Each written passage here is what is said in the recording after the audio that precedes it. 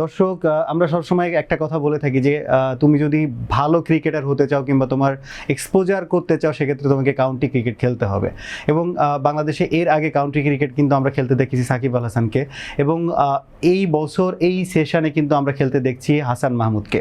এবং হাসান মাহমুদ কিন্তু কেন্টের হয়ে ফার্স্ট ম্যাচে কিন্তু আসলে জয়ের যে জায়গাটা সেটা কিন্তু সে নিজের বোলিংয়ের মাধ্যমে সেটা এনেছেন।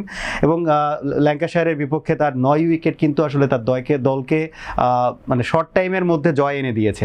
তো প্রতীক ভাই, আমরা বিয়ন্ড বর্ডার্সের পক্ষ থেকে আসলে হাসান মাহমুদের এই ফেসটা উইশ করতে চাই, কংগ্রাচুলেট করতে চাই, এবং আপনার কাছে জানতে চাই বাংলাদেশের বোলারদেরকে আর কাকে আপনি ওখানে দেখতে চান, কিংবা তার যে পারফরমেন্সটা ছিল ফার্স্ট ইনিংসে 3 উইকেট এবং সেকেন্ড ইনিংসে 6 উইকেট, এটাকে কতটুকু আপনি স্ট্যান্ডার্ড মনে করেন, কিংবা মনে করেন যে তার ডেবুটা কতটুকু ভালো হলো? না, দুর্দান্ত। আসলে সত্যি কথা বলতে গেলে কাউন্টি ক্রিকেট খেলা যে কোনো ক্রিকেটারের জন্য সৌভাগ্যের বিষয়। এবং আপনি দেখবেন যে ইন্ডিয়ান ক্রিকেটাররা তারা যদি দেশের বাইরে কোনো একটা লিগ খেলে থাকে, সেটা কিন্তু কাউন্টি ক্রিকেট খেলে। আপনি পূজারাকে দেখবেন খেলতে, একসময় সৌরভ গাঙ্গুলি, রাহুল দ্রাবিড়ও কিন্তু কাউন্টি ক্রিকেট খেলেছেন। সো অনেক বড় প্রাপ্তি সাকিব আল হাসানের পরে এই প্রথম কোন ক্রিকেটার কাউন্টি ক্রিকেটের মানে টেস্ট ফরম্যাটটা খেলছেন। এবং সাকিব আল হাসান আসলে একাধিক দলের হয়ে খেলেছেন, উস্টারশায়ারের হয়ে খেলেছেন, উনি সারের হয়ে খেলেছেন। হাসান মাহমুদ কেন্টে যোগদান করেছেন এবং উনি কিন্তু বলেছিলেন ম্যাচ শুরুর আগে ওনার স্বপ্ন 5 উইকেট নেওয়া কাউন্টির প্রথম ম্যাচে, এবং সেকেন্ড ইনিংসে কিন্তু উনি 6টি উইকেট পেয়েছেন। এবং অনেকে হয়তো বলা বলি করবে যে ইন্টারন্যাশনাল ক্রিকেট না, বা এখানে ব্যাটারদের কোয়ালিটি কেমন ছিল।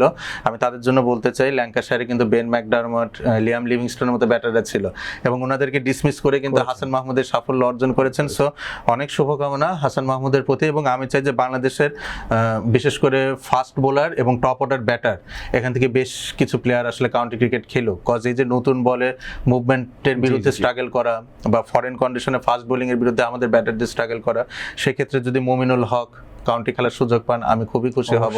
সাদমান ইসলাম যদি কাউন্টি খেলার সুযোগ পান আমি দেখলে খুশি হব।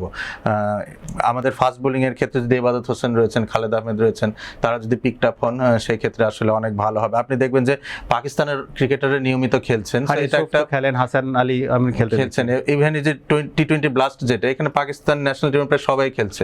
সেটা একটা কালচারেরও বিষয় যে আমাদের দেশ থেকে প্লেয়ার গেলে যদি ভালো পারফর্ম করে, আমার মনে হয় তারা কল আপটারও বেশি টিমের ক্রিকেটাররা। সো আমি আশাবাদী যে নিয়ার ফিউচারে আরো অনেক বাংলাদেশি ক্রিকেটার আমরা এখানে আরো বাংলাদেশি ক্রিকেটারদের খেলতে দেখবো।